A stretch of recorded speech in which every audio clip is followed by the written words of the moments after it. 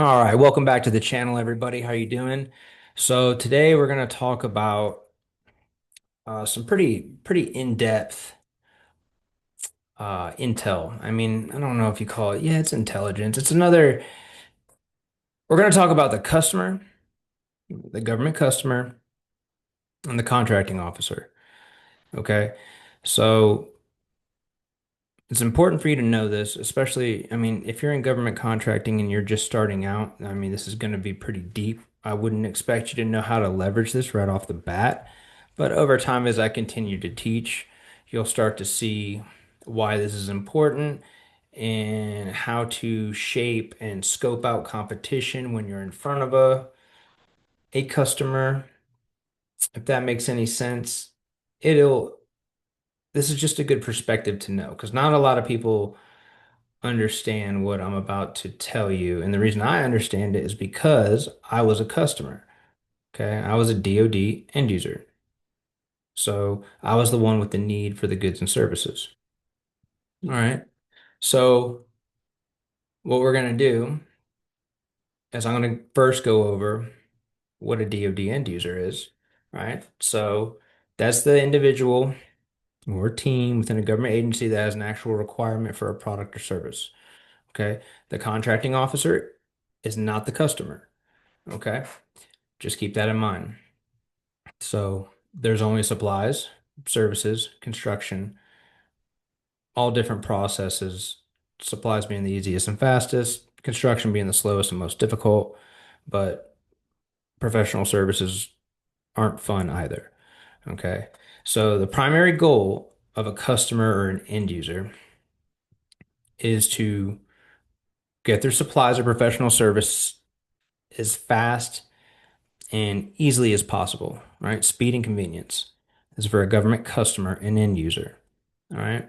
So they're focused on their mission, their specific need, and very often, I would say the majority of the time, and I was the same way, they have very little knowledge of the FAR.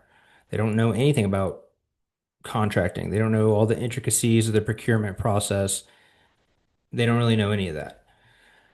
Okay. And I was in a very unique position because I would just, a lot of subject matter experts who were really the real customer, right? They would come to me and say, hey, I want this person, we want these professional services, or we want to learn this very particular set of skills, all right? Or we want this end state, right? And I would take that and I would develop the performance work statement, statement of work, statement of objectives, whichever one we needed, which whatever was appropriate, the cost estimate. I would do all that because it's complex and it's not easy or straightforward.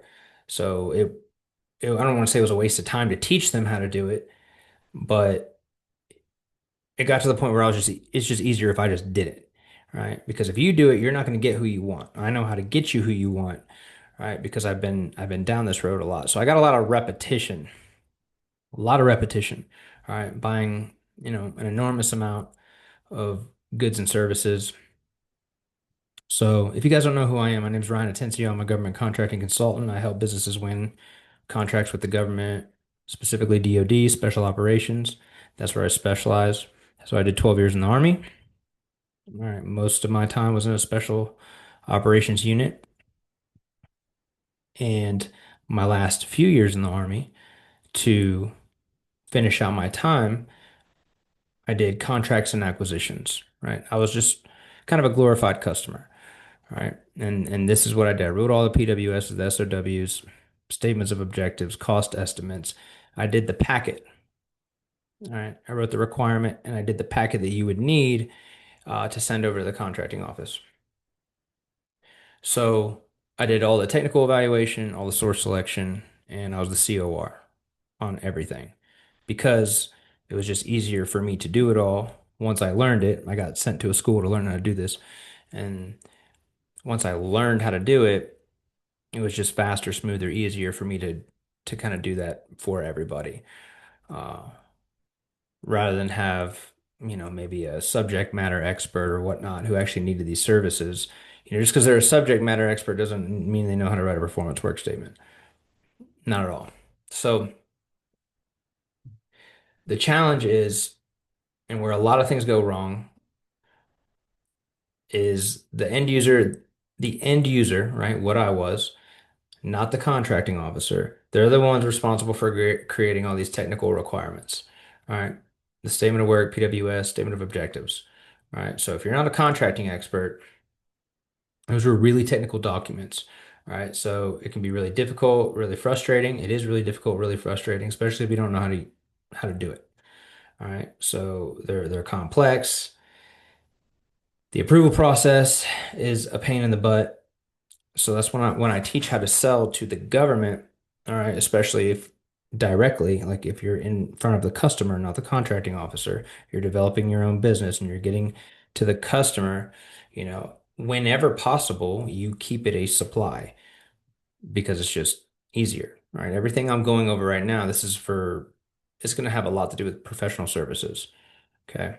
Professional services for the end user are a lot harder, a lot more paperwork. All right. So that is the end user. They need the goods and the services. They're responsible for generating the requirement, all the documents. That's not a contracting officer's job. All right. A lot of end users and customers, they think that would be a contract officer's job because they do that all day and they probably see thousands of statements of work. So they know all the good ones. They know what it's supposed to look like. They know what probably is going to work, what probably is not going to work. But at the same time, it's not their responsibility to write it for you. So if you're if you need IT services, that contract officer is not an IT person. So they're not a subject matter expert. And so they look at you as the customer like, hey, you're supposed to know what you want. It's your requirement. I'm not writing it for you. Um, which makes a lot of sense. You know, it's just even to the customer, even if they do know about IT and they know what they want, they don't know how to write performance work statements and do work breakdown structures and break them down into performance requirement summaries and make a quality assurance surveillance plan. So if you don't know what any of that is, a customer probably doesn't either. And that's where it gets really frustrating because if your requirement's bad, like your contract's going to be bad. So that's the foundation of a contract is your requirement. So if the customer doesn't know how to write them, all right, and it's not the contract officer's job to sit and, as they told me, fix my work like they're a third grade teacher. Well, you can see how that creates a lot of problems, especially if the customer, they want someone very specific. They know who they want. I would say the majority of the time they know who they want, but they don't know how to write a performance work statement to get who they want. They don't know any of that. All right. And a lot of them trust the contracting officer to help them get to their end state. Right. But they don't always have the same end state. So the contracting officer, like they're the government employee. So customer end user, government contractor, or I mean, excuse me, contracting officer. They still referred to me, even though we're both in the government. I was in the Army, they were a GS contracting officer. They still referred to me as a customer. Okay, when you go to the contracting office to get this done. So they're the only ones who have any legal authority to enter into a contract on behalf of the government. Not even the president can do something like that. They're not a warranted contracting officer. Only a warranted contracting officer can enter into an agreement on behalf of the government. Um, So they take care of, the administrative process. They're not experts in everything that they're buying. They do not touch the requirement, and they're supposed to act neutral.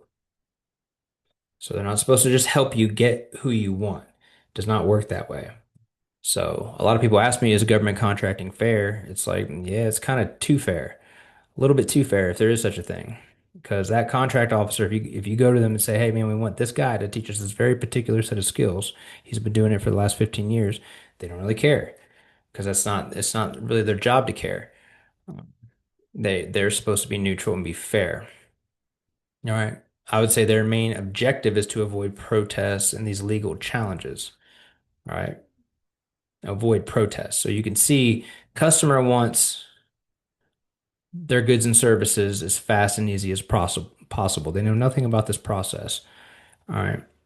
But they're responsible for generating the products that this whole process rides on, you know. So if they make a bad product, which is really likely, it's very likely they're going to write a bad performance work statement, or there's going to be holes in it, which creates problems down the road. You can start to see where they clash. Contract officer, a fair, follow the process, avoid protests, be neutral.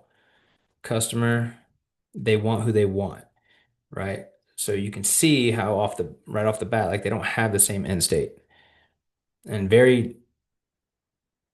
yeah, I very rarely did. And any of my peers who needed anything, bought, professional service wise, it's pretty much always the same situation. Some contract officers would help you a little bit, like they would suggest you ask for a little bit more specific past performance, maybe more past performance.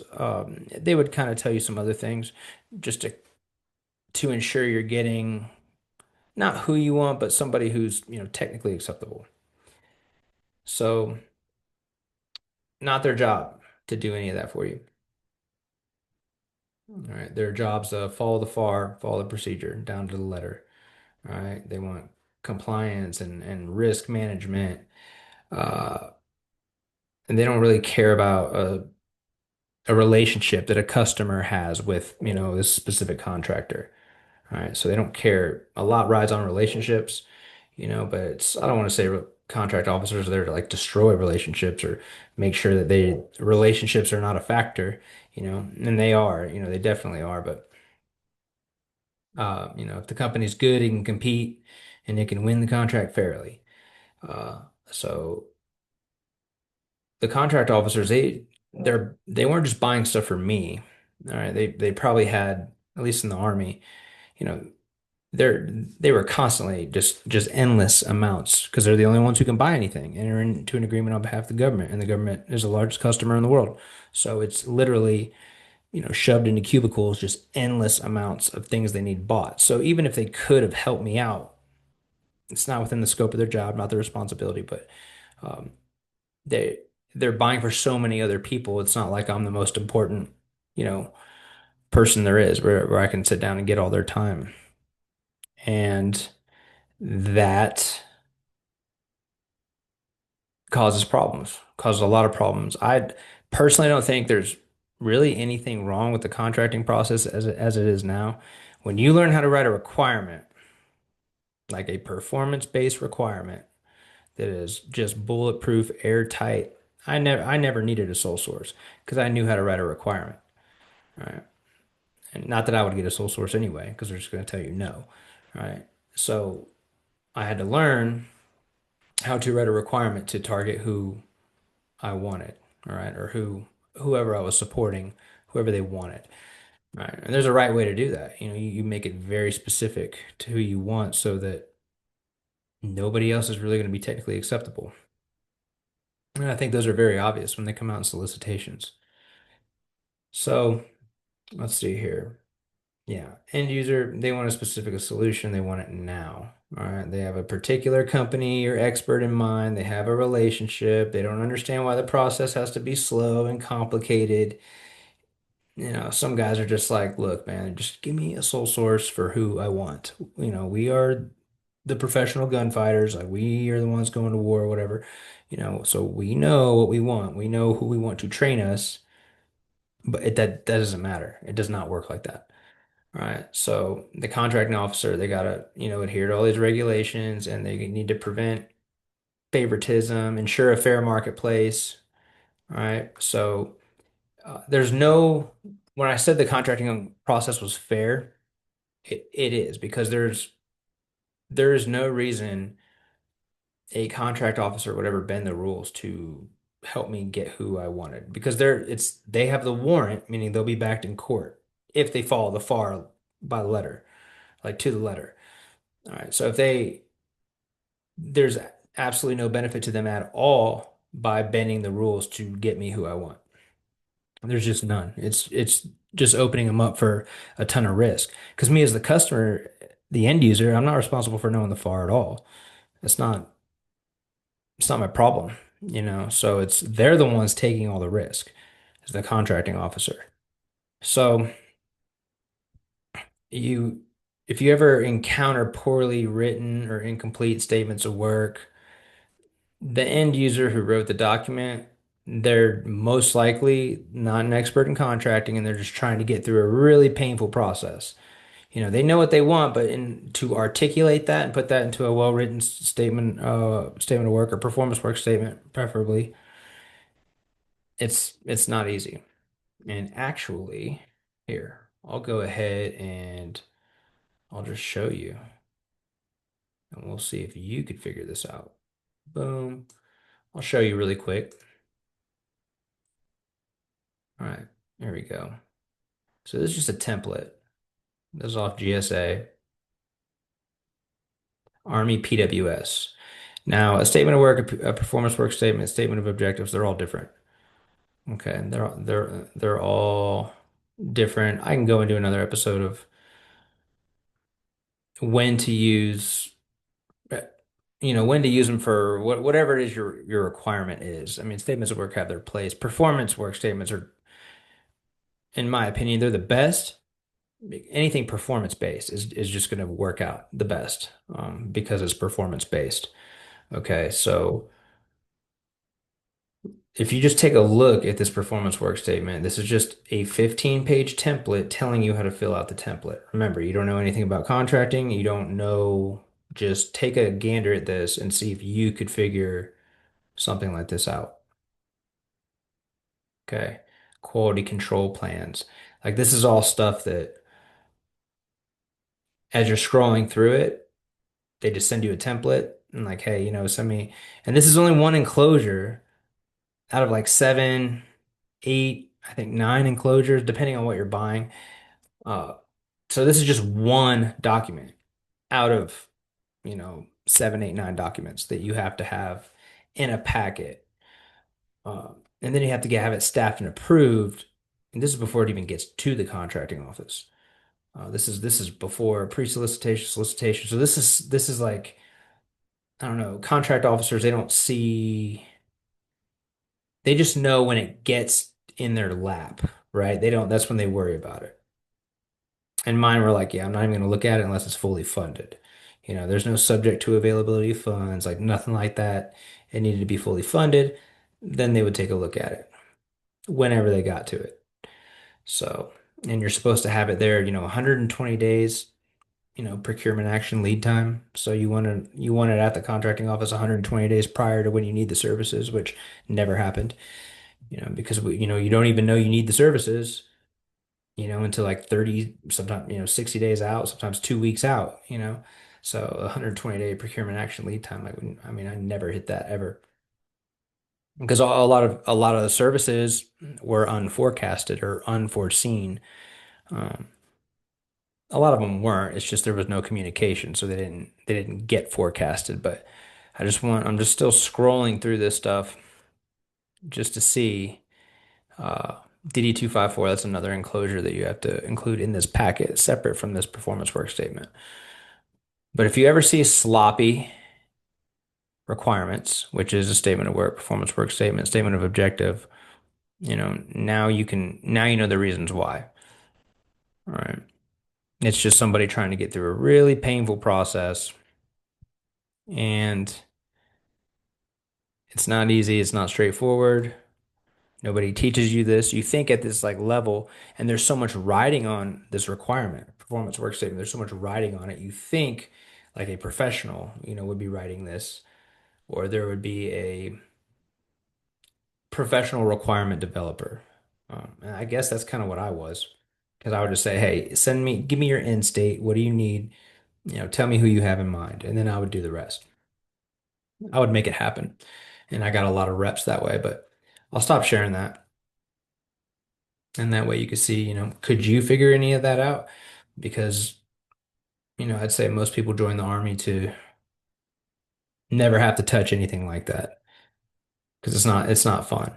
It's not fun. It's not that rough when you know how to do it, but very few people, customers and users know how to do that proficiently. Because usually when they do it one time, they know like I'm never touching that again. I'm never going to be involved with that ever again.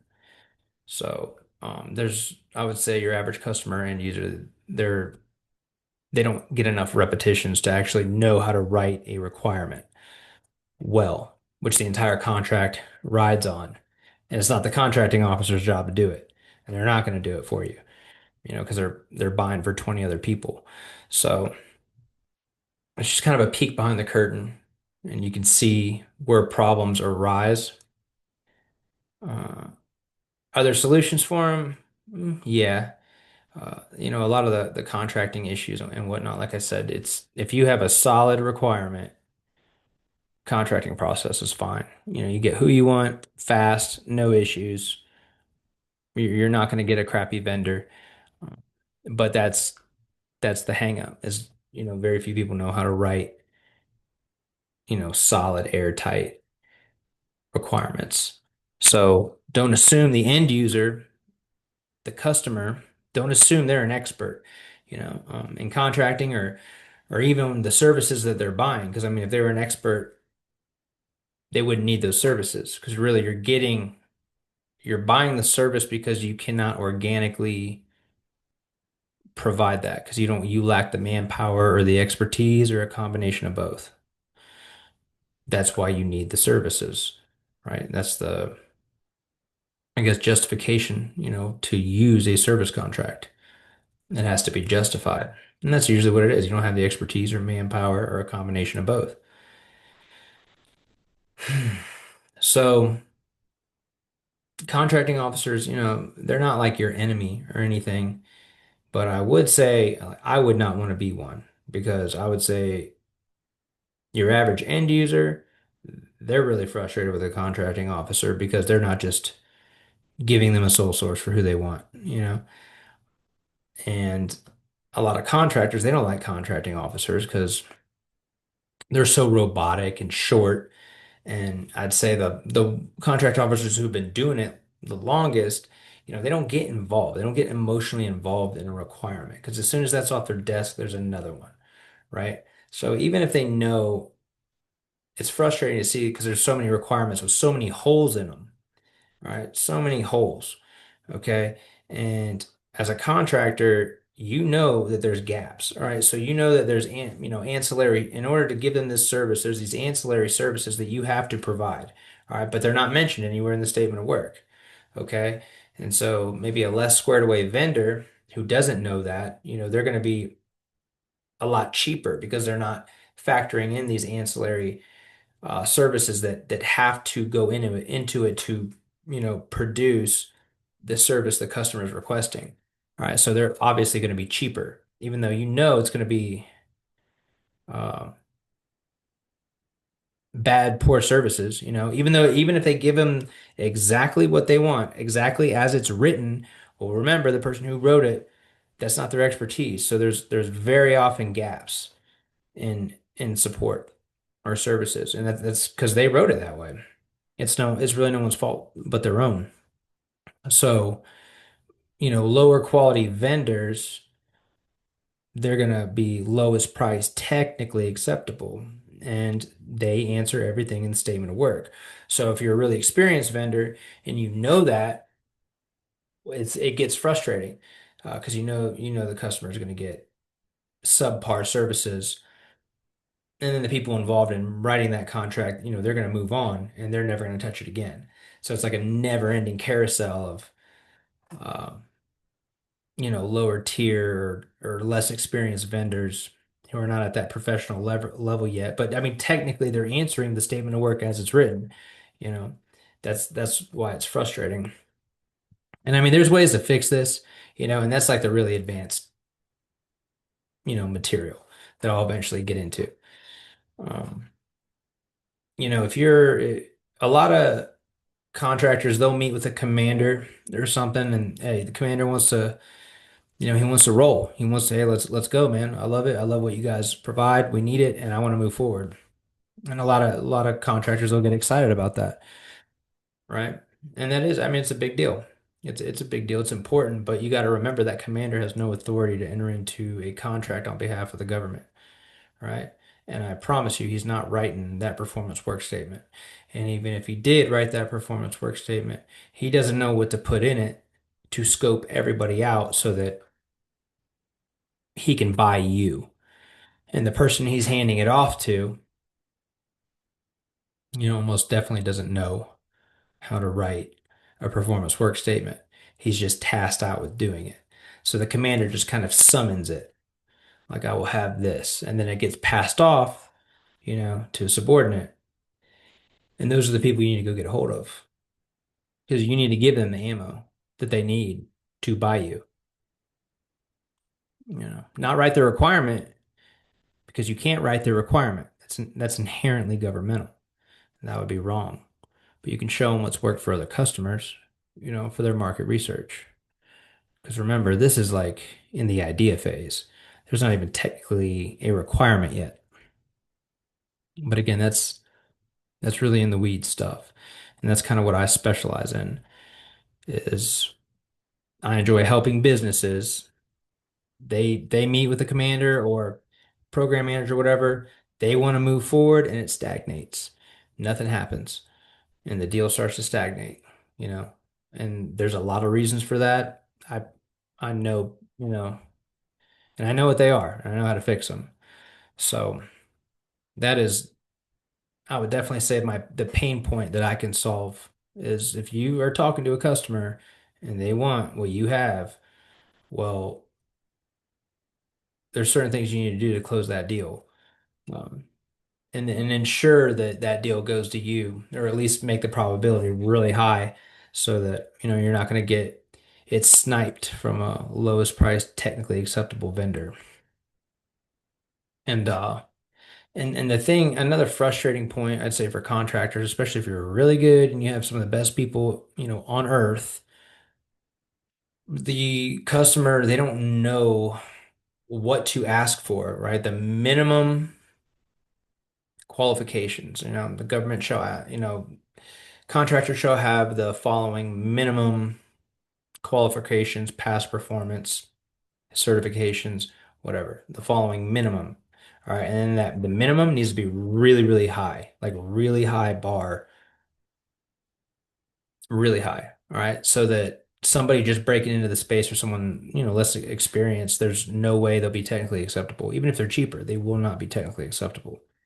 Right. But a customer doesn't know all that. And they kind of assume a contract officer will, tell them that.